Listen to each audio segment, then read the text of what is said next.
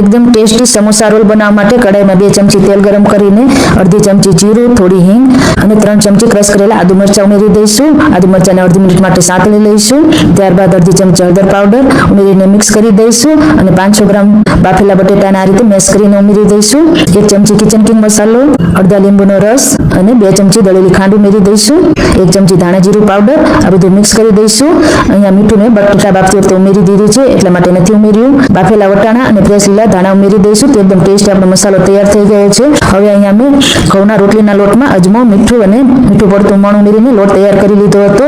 તો હવે એમાંથી આપણે નાની પાતળી રોટલી વણીને તૈયાર કરી લઈશું. આ રીતની પાતળી રાખવાની છે. રોટલી વણી જાય એટલે એક સાઈડ આપણે આ રીતનું રોલ બનાવીને મસાલો ઉમેરી દઈશું અને એની સામે આ રીતે 5 થી 6 કાપા કરી લઈશું જેથી કરીને આપણે રોલ બનાવી શકીએ. રોટલીને સાઈડમાંથી ફોલ્ડ કરી લઈશું અને ઉપરથી પણ ફોલ્ડ કરી લઈશું જેથી કરીને આપણે એને રોલનો શેપ આપી શકીએ.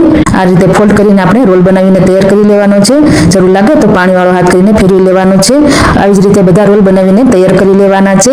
હવે રોલને આપણે ધીમાથી મીડિયમ ગેસ ઉપર એકદમ ગોલ્ડન કલર આવી જાય ત્યાં સુધી ફ્રાય કરી લેવાના છે. તો અહીંયા આપણા સમોસા રોલ બનીને તૈયાર થઈ ગયા છે. તો વિડીયો તમને કેવો લાગ્યો એ કમેન્ટ બોક્સમાં જણાવવાનું ભૂલતા નહીં અને પસંદ આવ્યો હોય તો ચેનલને સબસ્ક્રાઇબ કરી તમારા ફ્રેન્ડ્સ અને ફેમિલી ગ્રુપમાં શેર કરજો.